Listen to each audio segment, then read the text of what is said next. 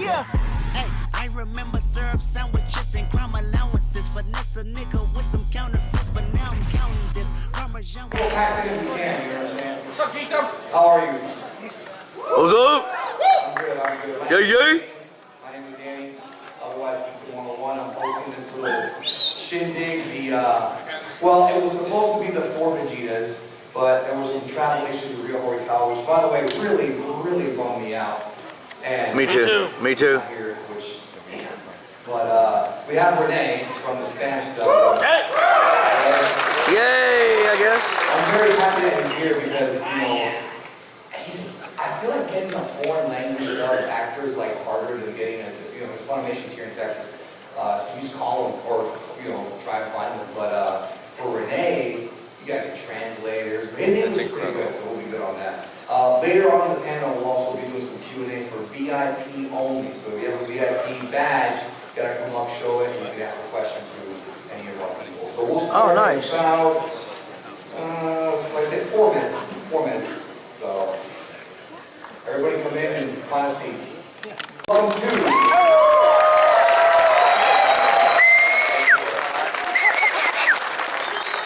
Welcome to the principal panels too. Like I said a few minutes ago, we're going to make history with 4 Vegetas, but we're still making history because this is, as of today, the first and possibly last time we're going to have a panel ever. We're going to see one with the American or the English, well, 2 of us speak English, the American, Canadian, and Mexican/Latin American dub actors who play Vegeta together on here, talking to y'all for the first time. Maybe last, maybe not, we'll see. So we might as well bring them out right now. Are y'all ready to see Vegeta? Are you ready to see another Vegeta and another? If you include Team 4-Star and Prince Vegeta, JB, you're going to have 6 Vegetas here. That's a lot of Vegetas. Not enough for her, but plenty. Alright, folks, without any further ado, let's bring him out first. He is the first man that my ears heard play Vegeta back in 1996. The inventor of over 9,000 and got draft and did not escape. Please welcome back, after year 1, now here to year 2, from the Ocean Dub, Mr. Brian Drummond.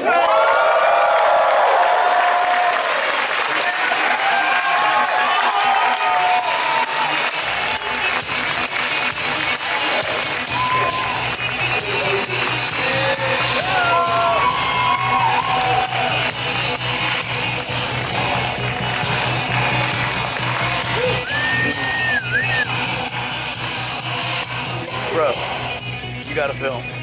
I got green, bro. I'm sorry. It's all good. Like I said, throughout the whole weekend, the Ocean Group in Canada, Vancouver, they put food on the plate for us to eat. And this next person took the role and just owned it. You know, the prince of all sayings.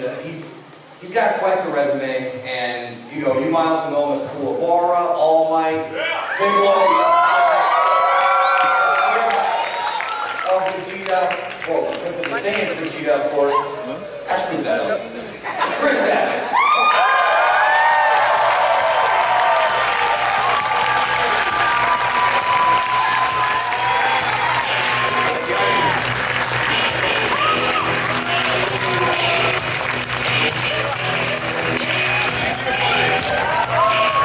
Thank you. Last but not least, a man who has voiced Vegeta for 23 years in Latin America. He, you know, just, again, if you grew up on that dub or if you saw it on Telemundo, you heard Insecto. And for some reason, in the Latin American dub, Vegeta called people insects all the time. Please welcome, folks, damas y caballeros, bienvenido a Rene Garcia.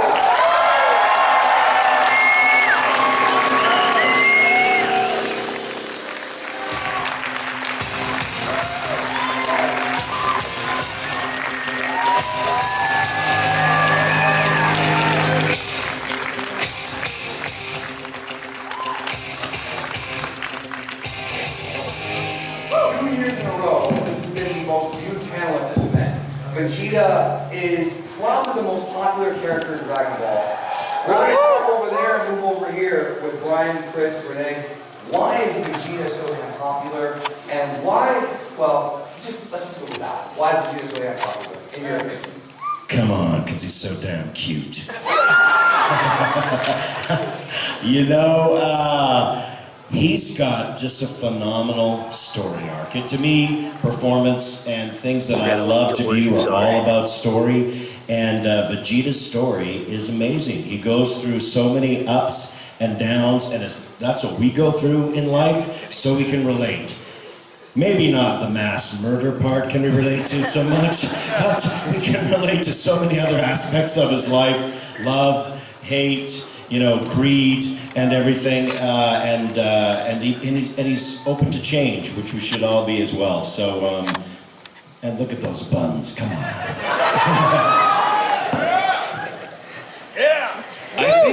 I think what's great about Vegeta is that a lot of people, when they were growing up, they were like indoctrinated to believe that Goku was the best character. And everyone as a kid, they're like, well, he's the main character, he's on the posters, he's the best character. And I love the fact that all of you as adults have come to realize that Vegeta is actually the best character. And I've joked before with Sean about how Vegeta may have been based on somebody that perhaps bullied Akira Toriyama in school. Someone he respected, but at the same time never wants him to actually be the winner. But there's something about you just keep rooting for Vegeta, even though he never ends up getting the ultimate win. He has won our appreciation though. He's become a better person, he's become a father, he's become a family man. And in Super, not any of the other voices on the show actually was the Spanish dub. Because at that time, we were unable to get the Japanese version of it. Funimation was not, I guess it got lost on a boat somewhere. And they're like, we need to start dubbing the show. So we had the Spanish version. And we weren't able to reference it all the time because we didn't have the technology back then to actually play both versions of it at the same time. I have no idea why, but for whatever reason we couldn't hear it. But whenever we were converting the episodes, I would have to listen to them as they were going through, and I always heard your voices on it. So okay. I heard your voice before I heard... I didn't know that. Yeah, I did. I heard your voice many times before I heard Ryo Horikawa's voice. So. Really? Yeah. And which one do you prefer? Since he's not here, I was... it's hard to play favorites. I mean, we've got all of North America covered here, so... I had to come up with a voice all on my own. I got to hear nothing, so these guys, I don't know. So you didn't hear Horikawa at all? No, well, this is back in VHS. This is to tape. They didn't play anything for us, so I had no clue what Ryo sounded like at all. Nothing. We just saw the visuals, and I was just doing my own thing, whatever that was at the time. Yeah, the first time I ever heard Ryo's voice was on the first video game recording we ever did. Yeah. So that was it for us. I got to know him later, and he's just an awesome dude. I wish he could be here now. Yeah. He's awesome. I was very excited to meet him. But Rene, yeah. did you hear Ryo's voice when you first started? When? Yes, we do the dubbing with the Japanese version. So it was weird because Japanese is a very different language from Spanish. So when a Japanese guy in the series said, I don't know, whatever, the finest flash or hello or whatever, they go like, That's exactly. you have to say just hello. So it was very, very hard to sing the voice. May I ask, when you were dubbing it, would you record over the other language voice? Like, would they play the Japanese voice and you would dub on top of it with the Japanese voice? Or would you reference it first and then they would play it silently and you would do it? No, we reference all the time with the language. In the headphones, Wow. we heard the... You were lucky because I, like Brian, like when we were working on that show, we never got the references. We recorded all of Dragon Ball Z to silence. We didn't even have the music and sound effects, so we were just in a vacuum. Yeah, that's hard. It was hard. Because you don't... Well, it was a strip mall in a bank, wasn't it? Where you... Yeah, it was very small. Yeah. You know, dubbing is in grand part a rhythm thing. I mean, we follow the rhythm of the actors, mostly in English. I made a voice of a lot of actors, not only in animes, but in live action, like Ben Affleck and Keanu Reeves and Michael Keaton and so on. So for us to hear the rhythm of the actors is very important, because we follow them actually, and we follow the pulses, no? It's basic for us. Yeah, the problem with following the Japanese voice is because their voice doesn't necessarily match the picture, right? Never. So that's the hardest part, because when you're dubbing over the Japanese, they always have one flap at the beginning that stops, and then the rest of the line. So that's why there was always like, hey, I'm going to say the rest of my line now, or whatever it is. So, we all love Vegeta, right? That's why y'all are here. But Vegeta's made some pretty boneheaded decisions in the series. He let Cell become perfect. He got selfish and allowed Majin Buu to be unleashed, and so on and so forth. What do you think is the most boneheaded decision Vegeta's ever made in the franchise? Underestimating Goku. Letting Yamcha hang out at Bulma's place too often. That's how we got Trunks. How long after Yamcha and Bulma dated, he still seemed to live at Capsule Corp or something like that? I swear, Bulma, I'm gonna move out soon, I promise. But now she kicked him out. Have you noticed in Super? Like, have you noticed? I don't know if you ever get to see Yamcha's scenes, but like, he is by himself a lot in a really crappy apartment that has like cracks in the walls and stuff like that. I mean, he has a penthouse because he has like multiple windows worth of house, but it's really sad. He lives there with his cat and a pink bed and one table that has one potted plant on it. That's all he has in this whole place. Notice it next time you see Yamcha's place. It's true. But the saddest character on Dragon Ball is Krillin, no? He dies every time. Yeah. I think even Akira Toriyama knew that Yamcha is the worst character. They say Akira Toriyama hates Vegeta. You think so? I don't think so. No. He had, in the past, he said he wasn't a huge fan, but recently, the way it's been written, the stuff he's gotten, I think he loves him now. It's the Goku and Vegeta show. What happened to Gohan? Yeah. He wore that green tracksuit and it was all over. The trash suit. So, we know that the Latin American fandom is rabid. Huge. Right? Somebody's proud of that. Share some crazy fan stories of your time, without obviously giving away any real names, going incriminating anybody, but any crazy or funny fan stories throughout your years of voicing this character. Rene, Chris. Well, I'll jump in quickly because it's way back. My very first convention I was ever invited to, and it might have been when the show had originally moved, so I didn't even know it was anything. I was invited to a tiny convention in the Boston area. Some kid stole some of his dad's money to put it on, I think. Managed to find a couple bucks to fly me out there, and I showed up at a hotel with maybe 200 people. It was very interesting, and that when I knew that it was something, I was pulled out of a dinner event, and someone said, you have to come outside. There's a girl here, she maybe was 18 or so, that has to leave because she's only allowed to be here for the day. And I'm at this con. Most people are just being cool about meeting me. And as I left, she was most excited because of Dragon Ball Z. And I came out of this event because she had to go home, and she was literally shaking and vibrating when I came out toward her and started to cry. And I was like, what to do? What happened? Am I that ugly? What? And she was like, and had to get a handler come to help her. We thought she was going to pass out. And she just talked about Dragon Ball Z and how much she loved the show.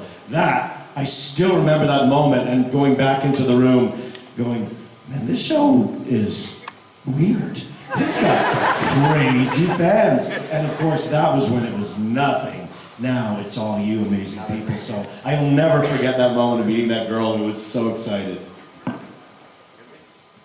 Oh, do you have one? Do you have a good one? I have a lot. I want to hear these Latin American stories. These are the ones I want. Yeah, those are the ones, yeah. Okay. I'm gonna try to say it in English. We were at the Panama airport. So we were about to leave on a plane. We were on to take a plane to take us to Mexico. We were on a scale, how do you say it in English? A luxury private jet. And we were on the line just to get the plane, and some police officer from the airport came to us and said, "I don't know, you're the voices of the..." And we said, yeah. Come with me, please. and we said, but the plane is about to... Come with me, please. I said, okay. So we went with her. It was a woman officer. So she took us to a labyrinth into the Panama airport. The doors were open and open and open, and the last one opens, and we saw a sign, a big sign, who says Interpol. You know, Interpol is Interpol. and I said to Mario, you bring something with you? From Colombia? And the officers were there, and they said, hey, take a picture with us. And we said, but the plane is about to leave. And they say, that plane is not gonna leave if we say it's not gonna leave. All right. That's terrifying. That's terrifying. And we asked them, how do you know? We were there, we were looking at the security cameras of the airport. We saw you, and I said, well, that's the story. I've always wondered, I've sometimes wondered if there's some sort of weird apocalyptic event and we go into this like martial law type of thing in America, and my skill set will be completely useless because all I know how to do is talk really pretty. So I just imagine myself having to find the protection of somebody who was once a Dragon Ball Z fan back when electricity was around. And it would seem luxurious, but he's like, hey, just come out here and do the Vegeta voice thing, bro. Just say Final Flash. Like, Final Flash! Okay, go back in your room, man. We'll feed you tomorrow. But the weirdest fan thing I had was I was coming out of a hotel room, a hotel in Chicago, and I saw this guy who I thought was like the valet or something like that. And he goes, did you need a car? I go, yeah, well, actually we did. He said, where are you going? I'm like, Gino's East or something. He goes, sir, follow me. So he points out a black SUV. We get in the black SUV, and then he gets in the car. And he starts driving. And I go, whoa, actually, are you an Uber driver? He goes, oh yeah, I used to be, man. I was like, well, what are you now? What are we doing? Where are we going? He goes, you're going to Gino's East, right? I'm like, yeah.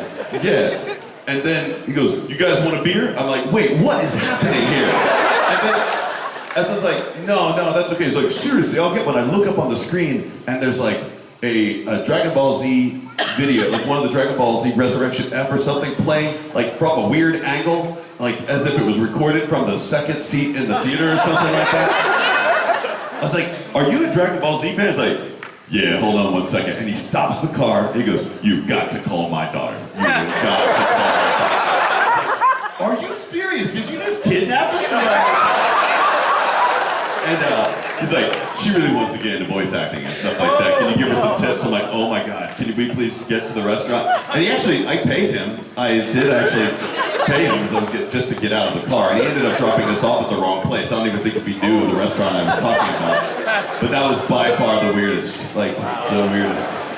Kidnapping, yep. Where are you eating tonight? What are you doing tonight? What is your favorite Vegeta moment with Bulma? Oh, that's an easy one. We can't say that. We can't say that. I don't know. What are you talking about? Maybe the last Are we allowed to say scenes it? that were edited out. I don't know. Is that when they were making the trunks or something? Or?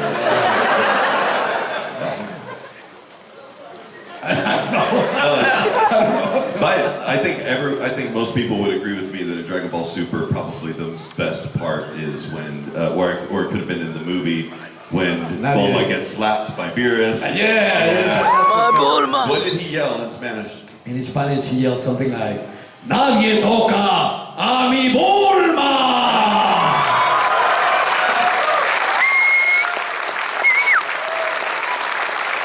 Yep, and it was, That's my Bulma!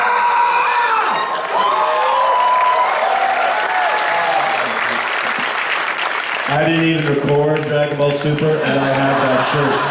I have that shirt. No, that's my Bulma shirt. oh, well. Brian, can I hear you do it? I know you didn't do it in the show, but can you do it? Yes. Well, of course, how would I say it? That's my Bulma! Yeah. Yeah.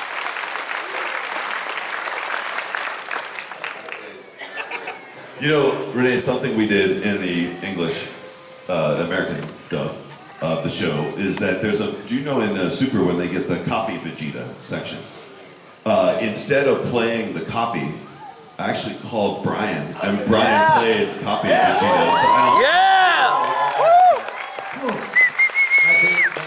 Yeah. The purple version of him, yeah. Okay. One guy, someone called him Jello Vegeta or something today. Are you gonna do it right now? We're gonna do it right now. Whoa. I mean, the part of the two of you doing the copy and All I remember is like rooting, like Vegeta at that moment is having, remember he's having a very hard Rooting time for Goku. deciding who he wants to win because he wants to root for himself, but at the same time he doesn't want to die because he's disappearing like Marty McFly or something like that. And Marty McFly. And he has a pacifier. Yes. I just remembered hearing his first words that came out of his You mouth got- when he was you got- recording with us remotely, and it just felt so good to hear Drummond's voice again, man. Oh, thank I know you. we talked about this last year, but it's so good to see you once a year. Thank you. It was a pleasure to help a terrible filler episode be interesting. I think. That's right. Thank you. So, in Dragon Ball Z, there's this kind of symbolism where when Vegeta shows up, he's got, you know, the Saiyan armor, and then as the series progressed, he wears less and less armor. Like in the Frieza saga, he had the white armor, then he had like the no strap, and the strap out the shoulders. Then the Buu arc's got all blue. And that's supposedly symbolic of the fact that he's shedding away his past and becoming a new man. And you know how Toriyama is. Wow, really? This is the guy who knows. Yeah, he knows all this. So, where do we go with Vegeta from here? He doesn't hate Kakarot anymore. He's okay with fusing now after Broly. He has a daughter. Where do we go from here with the character? Gun destruction. Are you talking about what he's gonna wear? Like how long will he wear? Just a bikini, a speedo, like a Technicolor pickle dish? Could be. You know, when the fan ask, I don't know if it's the case with you, but sometimes the fans ask questions like, do you remember in the chapter number 182 at the 12th minute with 25 seconds when you said that? What do you mean? I mean, what do you feel? And I said, I don't know. I don't even know what was the chapter. Yeah, people get very, very specific. Very specific. They go, "What's your favorite quote?" I go, "Oh, you tell me yours because I don't want to ruin it sometimes." So. I've heard him say that before, Well, actually. you don't have this word in English, insect. You never say that in English. Because in Spanish, insecto is the quote of Vegeta. And it wasn't on the script. I invented it. Nice. Because the director, Gloria Rocha, she said to me, you have to say something to solve the villains, but something that really, and I said, stupid, no, this is for kids. She didn't know, it's for kids, no. Imbecile, no, something. And I said, what? Insect, insecto in Spanish. Okay, yes. And that's the signature of Vegeta in Spanish. That's awesome. This is showing some ignorance on the of mine about kind of how your dub was handled, but was the goal when you were recording Dragon Ball Z, like, you know, 23 years ago, was the goal for it to be kind of for a younger audience, where you... We didn't know at the time. We didn't know it's gonna be what it is now, this phenomenon. We just do it like not any other job. We were making so many animes and so many other things, and we didn't know. I mean, so we thought it was just a cartoon. Huh? Yeah. No, we did it with very passion, and it was our job, but we didn't know it's gonna be what it is now. This huge international thing. Yeah. We knew it was for little guys, because clearly when we started 25 years ago, everything we had to say, it had to be very PC. They're drawing like dirt over Gohan's little bare bum and stuff like that, and covering up all the blood is brown, and we would wonder, and it's like, well, it's for, you know, a YTV or Cartoon Network, it's for kids after school, under 10 kind of thing, and okay. So we had to come up with new ways to say things. We couldn't say hell. I mean, and sometimes it was still left in the scripts, and I would just miss it, and it's like, you know, we're gonna blast you to hell, and then I'm like, oh no, Brian, we got another dimension. We can't say that. We can't say hell. Okay, we'll redo it. You have that thing here. I mean, you ban words from the dubbing. They don't necessarily ban them, but in the earlier versions that we did, especially, and we still do some of these versions for like the Southeast Asia dub of it, where they must have this group of the most PC people in the world that are all meet in this one room and decide what words are bad. Like, you can't call anything an idiot, you can't call it dumb, anything you wouldn't want your kid, like a 6-year-old saying to another 6-year-old, I guess. Yeah. We have to do at least a version of it. Not everybody sees that version, but No, yeah, and that was most of what we had to do. I mean, back when you guys first started, like, the whole concept was this has got to be successful for children. For children, yeah, yes, that's what it was for. This group was not who they were making this show for. Well, I guess in a way they were, just 20 years ago. Yeah. And they were children. We were kids back then, though. You were kids back then, yeah. Back then. Yeah. So yeah, that's the Y7 version. And correct me if I'm wrong, but when you record that, like, you have to double the lines. If you have to do a line like, I'm gonna kill you, then right after you say, I'm gonna defeat you or whatever. Yeah. Right? Like, and you have a copy of it in case you have to send it out for the super clean, right? Yeah. Correct. Yeah, we usually say that like, once more for the children, please. Oh, I'm super jealous to have not had an opportunity to be able to, you know, do you guys just get to swear? You swear at all or no? Oh, we've gotten to, yeah. Yeah. We've got to swear. To say kill and hell and swear and just really, like, because Vegeta's a visceral guy, but to have to sort of soften up the words, it was a difficult thing as an actor to go, I just want to, no, you can't do that. You have to say, you dummy! Yeah, exactly. You dum-dum!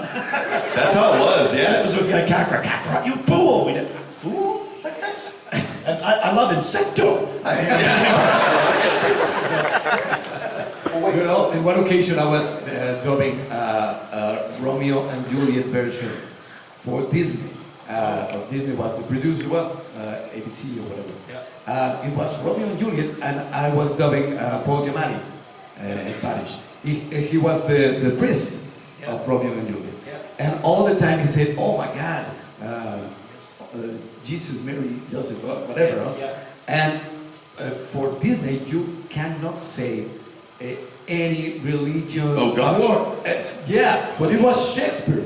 And I said to the people in the studio, you want me to change the words that Shakespeare wrote? And they say, yes. And I was, what? I praise thee, son of gosh. Exactly. Son of love. Ryan, okay, for those who don't know, there is an ocean dub of Kai, and Yes. it's vanished off the face of the earth. But, so when you did the ocean dub of Kai, it was still censored? No, for my Ocean Dub of Kai, we did get to say hell and things like that, That's yeah. what I want to hear. Yeah, it's in a vaulted ocean somewhere. I don't know what's up with distribution or something like that. I have no clue. We did the whole thing. So, question for Yeah. you and Chris. When you guys came back to do Kai, now, because when you first came in, right, you didn't really know what Vegeta's fate was. Now that you know that he eventually becomes a good guy, a family man, Yeah. you came back to do Kai knowing that, did it change the way you perform the character? Not really. What changed was my voice had probably changed a little bit. It was a little deeper, so I didn't pitch it quite as high. And I probably didn't put, because when that came back, I was on a lot of other shows at that time. When I first started, I was only doing a couple shows a week. I was doing, like I said, G.I. Joe was my first series in 1994, and then in 95 I was doing Dragon Ball Z. So I didn't have a lot of stuff. So when I went in there and screamed, I just blew my guts out and was like, yeah, because I didn't have any other work that week. It didn't matter. I was on a lot of shows when it came back and they said they were doing Kai. So even when they called me, I was like, you got to book me on a Friday because I need a weekend. Like, I'm not doing any Dragon Ball on Monday through Thursday. I'm on other stuff. I'll only do Dragon Ball on Friday. And I still didn't push my voice the way I did before. So I hope it won't be disappointing to hear that when they do hear it, it won't be the kind of visceral, insane, blood-curdling stuff that I did in the original 50, 60 episodes. I kind of noticed that even Ryo Horikawa was holding back a little bit in Kai as well. I don't know if you all noticed it, because his screams in Dragon Ball Z were intense, and his screams in Super are phenomenal. It's like he's almost gotten way better over the years, like as an actor, too. He's constantly performing, improving. But I did notice in Kai, he was a little bit more reserved. Did you notice that his voice was kind of like a little bit more than normal? So. Yeah. And you see the screams in Dragon Ball. It's hard to do that because they scream for 2 or 3 minutes sometimes. When you have a lot of other shows to do, you are thinking as you're doing it, I am going to get fired tomorrow from this Ford commercial I have because I auditioned last week, sounded great. I just did a Dragon Ball episode, and my voice is completely different. So you are thinking a whole different thing while you're working and doing that kind of work. It's hard to do the screaming. By far, though, I think it's the most difficult show I've ever worked on, and still continue to work on. So what we're going to do is, if you have a VIP badge, line up by the microphone over here. You must show your badge to ask a question to Vegeta, or Vegeta. But they also Or Vegeta. You must, line them up. or All Might. Or Vegeta. It doesn't work? Turn it on. Dude, turn it on! I just say you guys are awesome for everything. Thank you. I'm kind of nervous, but I want to ask for all you guys if I can get a gala gun. Yes! Awesome. I don't know. You want to do it together? All 3. At the same time? Yes, please. If possible, please. Insecto gun. All right. Okay, we're gonna try. You might not get the move. You're good, you're good. I have to follow you guys. I can raise it All right. a bit higher. This could have been the end, but we'll do it now. Got it! Go!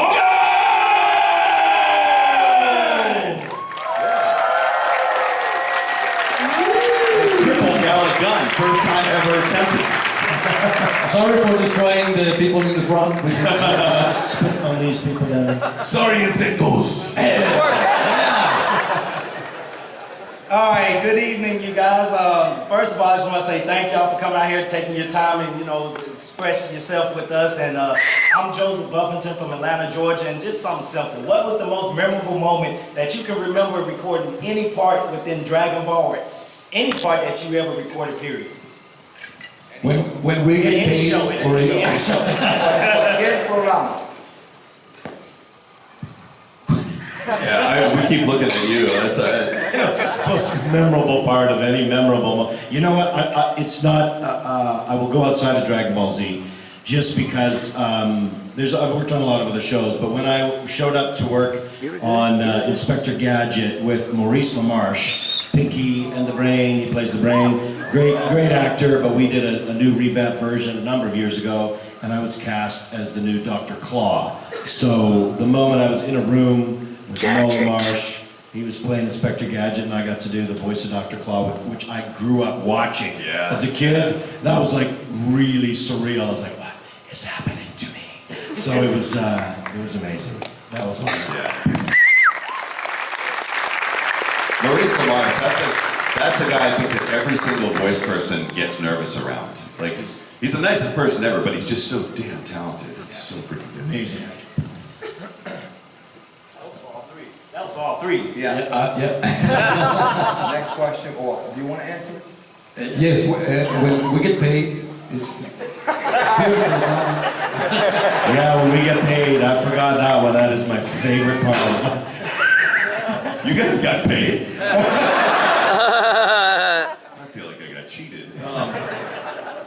Man, when we first got to do some new Dragon Ball material that wasn't Kai, that wasn't Dragon Ball Z, the first time we actually got to do like a modern Dragon Ball Z movie, that was probably like Battle of Gods. That was like a really special time because we all got to kind of come out of the woodwork and do our thing again. It was awesome. That was cool. And I think Broly is maybe the best of the three. I agree. No? Yeah, I agree. Broly is the best movie of all. And you know why that is? That's because Vegeta's fight in the Broly movie is the best fight in the Broly movie, in my opinion. Vegeta! He does. He won that fight. That's right. Next. Hey, I'm Scott from Australia. Yeah. And I was just wondering, what's your favorite moment recording Dragon Ball? What was your favorite moment in the booth? Oh. Chapter 1. Favorite moment. Probably when I farted and left it there for somebody else. Yeah. It's like, ding, 6 o'clock. Oh, thank Jesus. Honestly, I will, and I've said, anybody downstairs, these voice actors that said I loved doing the fighting are liars. I could not wait for a fight session. When I showed up, the director, Carl Williams, who directs tons of stuff at Ocean, piles of great director, I'd look at him because I didn't see the scripts in advance, and I'd give him a sort of look when I rolled in. He said, "It's okay, there's no fights today." I'm like, oh. And I was just so happy if he'd say there was no fights, but when there were, he's like, "Yeah, there's one really big one." Leaving was my happiest moment. Yeah, it was 4 3, but... We might not get through a lot of do all three for everybody. We are very lucky to do what we do, and I don't have a favorite moment of anything at all. I mean, all the moments in whatever project it is, I feel lucky. I feel so fortunate to do what I do and living for what I do. So I'm happy. I'm happy to be an actor and be able to do all these characters. I don't know what else to say. Really. My favorite moments were actually normally not in the booth. I was really lucky that I got to be on the other side of the table a lot because I was directing Dragon Ball and Dragon Ball Z. And the best thing about it was that I actually got to connect with all of the actors. Like every single person that would come in. The director is the luckiest person because you get to know every single actor and you're connected to all of them. Like I'm sort of like the great grandfather of all actors in Dallas. And but through that process, I got to watch people like Laura Bailey at 18 years old, just like absolutely killing it. Colleen Klinkenbeard is incredible, Travis Willingham, and all these other, Eric Vale, who's here this weekend. Those are people that came into, and this, for us in Dallas, it was a miraculous thing when we got an actor who actually was really good from the start. You know, a lot of times in Dallas, we had to train someone to kind of come in and do something, but when someone would come in and they were immediately super strong, like Kent Williams or Chris Ayres, for instance, yes. That's the best part. So I think really directing the show was actually far more rewarding than any of the screaming I had to do in it, that's for sure. Easier on your voice. Yeah. Oh, wait. As a kid, I'd always try to do Kamehameha, turn Super Saiyan, Final Flash. When you guys are doing your lines, did you ever take the stance or do the motions for Chris? Yeah, absolutely. I mean, I don't do the whole thing. I don't like crouch down or do anything like that. But when your job is to watch something and mimic it, I think just by instinct, a lot of times you kind of make hand gestures or movements. I don't know about you, but I move around. I don't do, like when I'm fighting, I'm not like but I am in some sort of pose usually when I'm doing it. I don't know. The thing is, you can't do it because of the mic you have in front of you. If you move so much, it's gonna be useless because your voice has to be very, very clear. So if you hit the table or whatever, it's gonna be on the recording. So you can't do a lot of movement. Yeah, there's not a lot of, you have to be about here, so if you come off the mic while you're fighting, then all of a sudden sound is a little bit, that's what will happen in recording. So you're limited, you might do all kinds of this, but your hands gotta stay right where it is. A lot of times it is a one-handed process. Yeah. Thank you. You're welcome.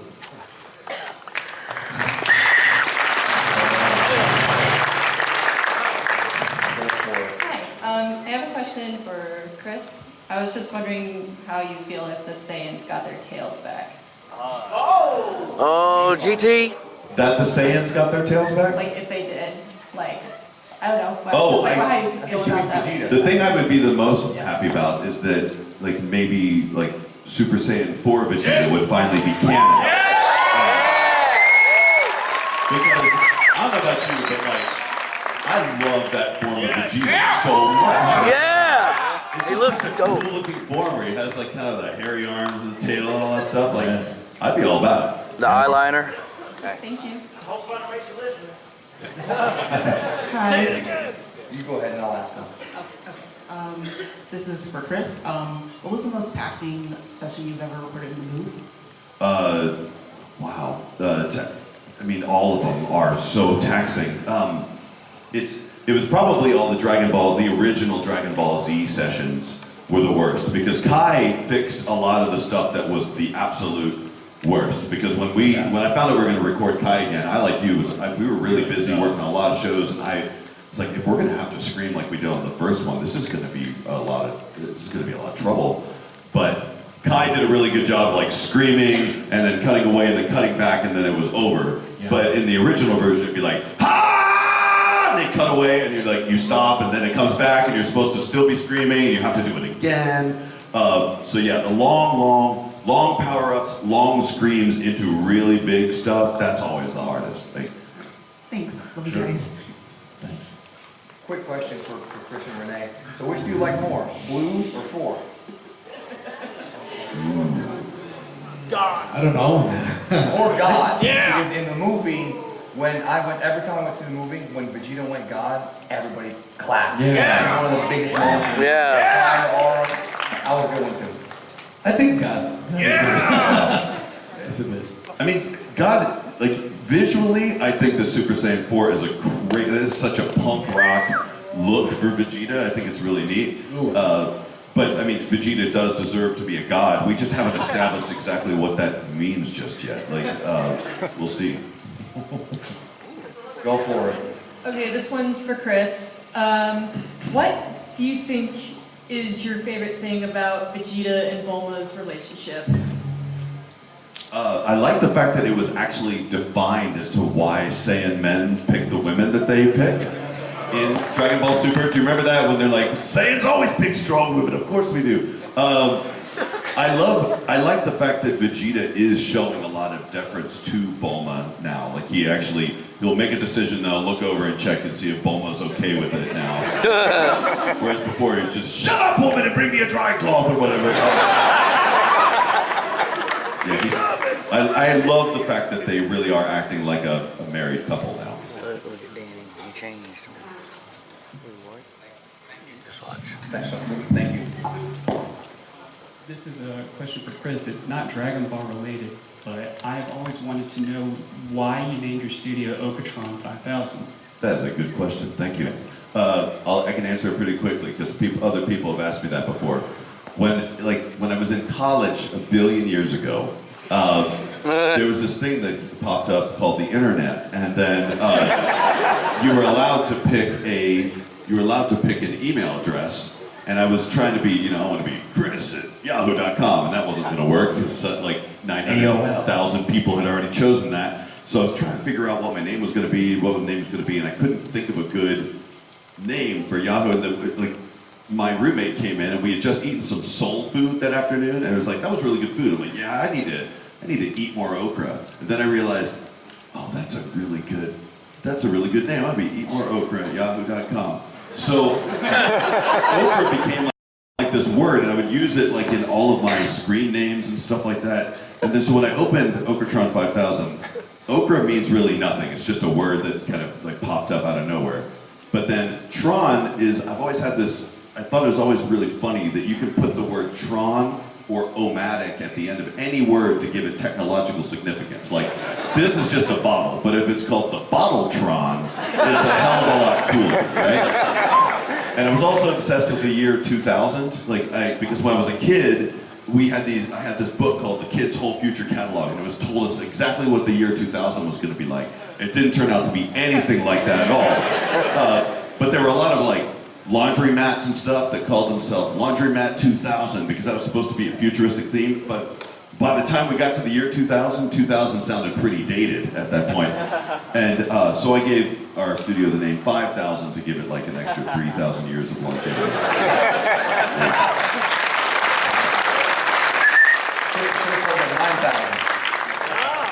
Hi. Hi. I have a question for Chris.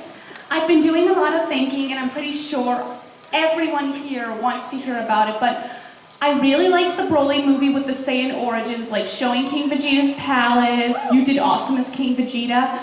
I was wondering, what would you say if Japan would make a movie on Vegeta's childhood, and they would show Vegeta's mother? And yes. I would love to see that movie. How would you feel about doing a movie like that? The historical stuff in the newest movie, the stuff about the Saiyan origins and King Vegeta, that was my favorite part of the movie. I mean, I love the Broly stuff, but good lord, man, I love seeing Paragus and I love seeing King Vegeta and how prideful he was. And are you also the voice of King Vegeta in the Spanish dub? No, I'm not. Okay, I don't know what. Didn't want to presume, but. Are you the voice in English? Yeah, I am, because they were cheap. They were really cheap. They used me for everything because I was less expensive. Same but, word, number 2.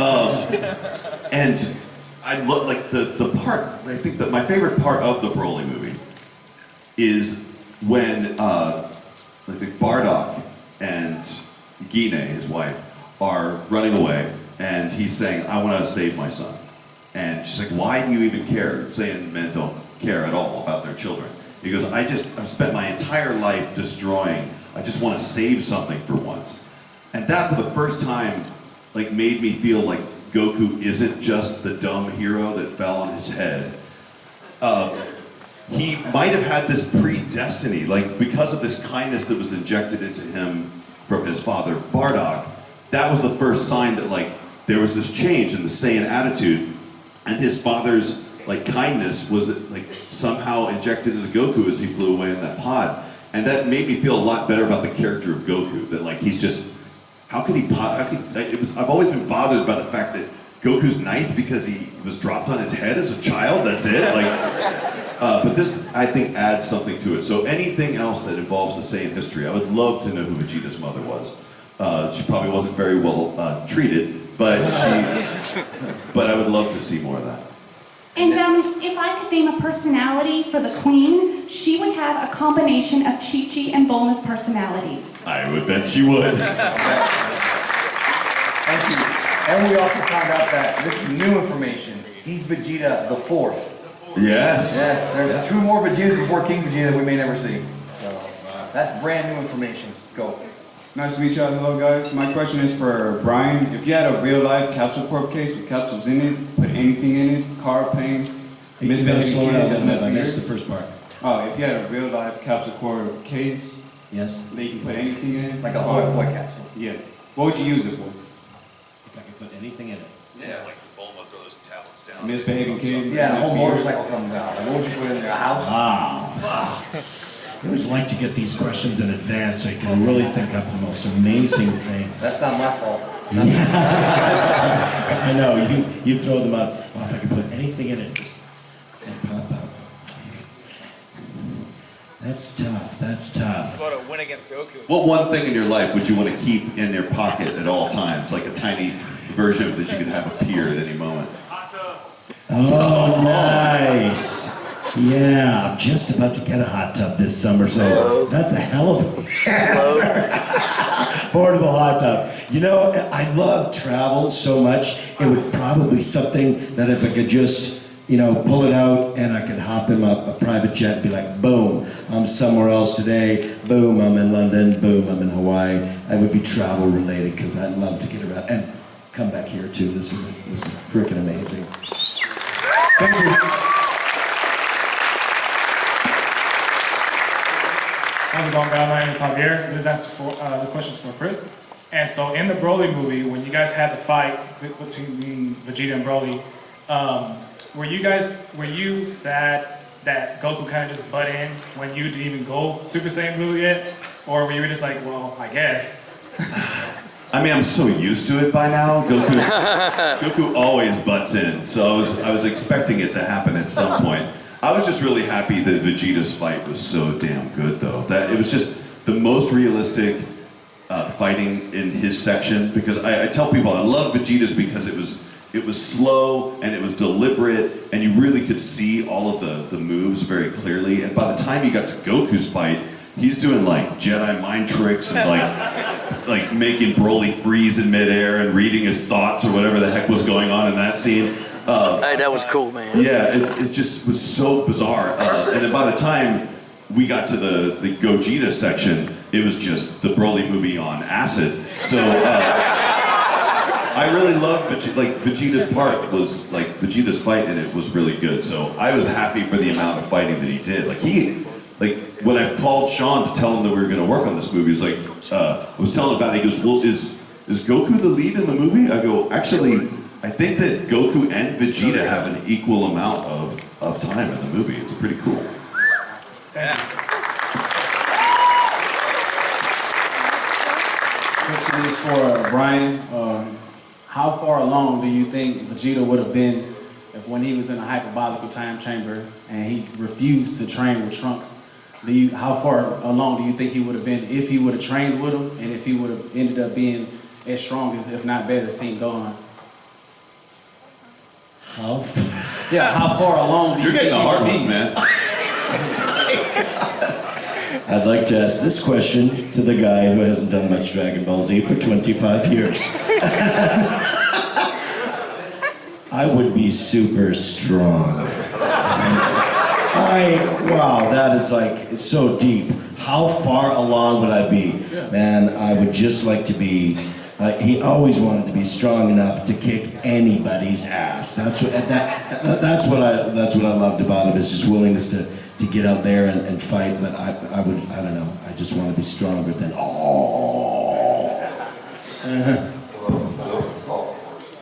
One more question. Hi, my question's for Brian. Clarification on something like once and for all. Clarification once and for all. When you were doing It's Over 9,000, was that what it was given to you, or did you realize later that was a mistake, and did they tell you to reread it's over 8,000, or how did that happen? No idea who screwed up that translation. No clue. Might have been Corlett down there. Ian was one of the first writers on the show. For those who don't know, one of the Gokus down there, he was one of the original writers on the show. Ian and Terry Klassen, who played Krillin, those guys wrote a lot of that original stuff, tried to take the direct translation and just make it more sound like humans would say it. And I only saw that one line of dialogue. It didn't mean much more than any of the other lines to me. All I know was that, as bizarre as a lot of it is, that so many things just end in crazy open mouths, and I'm sure I was probably asked by Carl to do it 10 times, because I would never have said it that way if it was a choice that I was making pre-animation. It would have been definitely something like, you know, when Nappa says the line, I would have probably said that it's over 9,000. Let's make it short. But and I'm sure Carl was like, oh, Brian, his mouth is still open for quite a bit. Could you just carry the 9,000 a little bit longer? Okay, how about this? Well, it's over 9,000! His mouth was still open for quite a bit after you stopped, and I can't loop that to make it longer. So if you could just carry it just a bit more than that. Oh, okay, we got a lot to do today though, Carl. No, I know, but just try and carry it a little bit longer. It's over 9,000! No, Brian, it's just a hair longer. I know we don't want to do all that, but if we could just make it a little bit longer, we can move on to the next bit. It's not important. No one will even remember this stupid line. So let's just try and get it in the can and try one more time. It's over 9,000!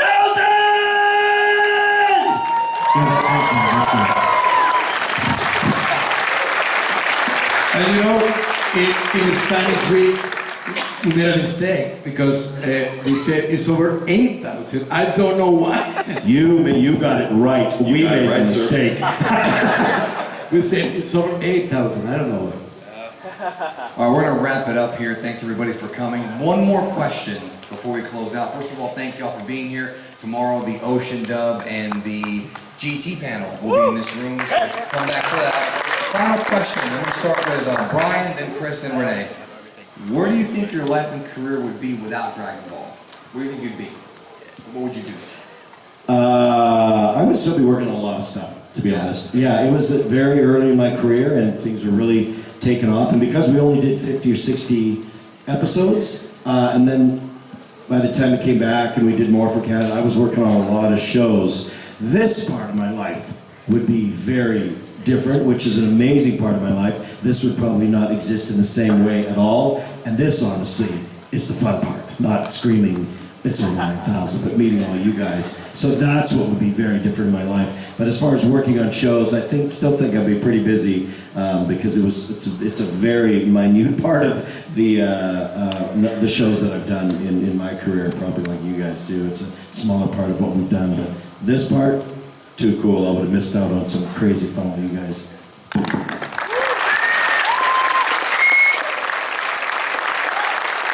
I have to say, mine's the opposite answer from his, because I probably would have been stuck doing a bunch of radio commercials and just commercial spots, and I may not have ever found any work in the anime and dubbing community if Funimation hadn't taken over and brought it into the Dallas area, and I just happened to be just kind of at the right place at the right time. Like I don't even know what I'd be doing now. Like I have no clue. Like this is something I didn't even expect to be doing for so long.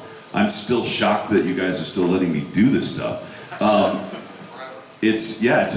have this weird feeling I might be doing this for the rest of my darn life. So it happened to be just like it's amazing. I got the best job you could possibly ever have, and I just happened to get it on the first time out of the box. Like, unbeknownst to me, it took many, many years for me to realize, oh yeah, people actually like this show, because at the start, when I would go to conventions, they were all like, why'd you change the voices, you jerk? So conventions were quite like this experience. They were a lot different for me. So it took a long time to actually figure out that like this is something that's very important. So I was very, very lucky to get one of the best things in my entire life. It's brought my entire livelihood, my studio. I wouldn't have met my wife without it. I probably would have been too scared to have kids. But Vegeta gave me so much strength and power and virility. I don't know. I have no idea where I would be, but it would not be here, and I'm so grateful to be here. Thank you very much for having us.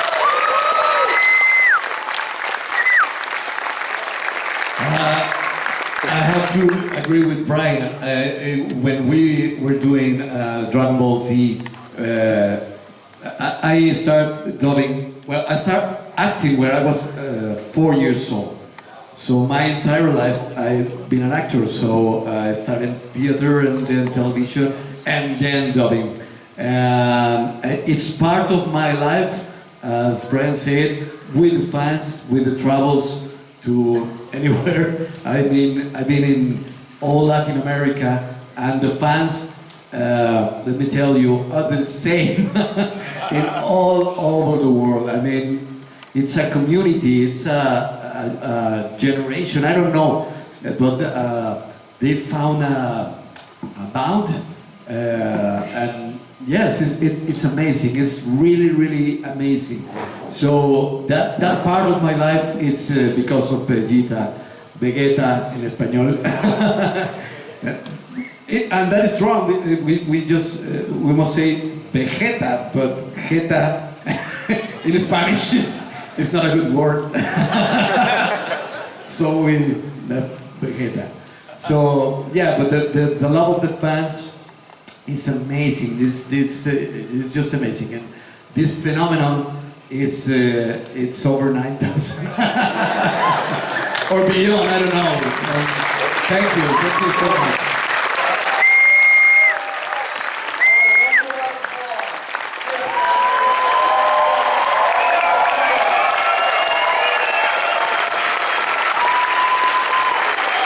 Hey, I just want to say one quick thing. I'm so happy you're here, but this, like, it's been really special to meet the Mexican cast of this. Like, both. Thank you so much. Like, you guys are such great people. I met them yesterday, and they're just the kindest, nicest people, and they're happy to be here, and we're so happy to have you in our country. Thank you.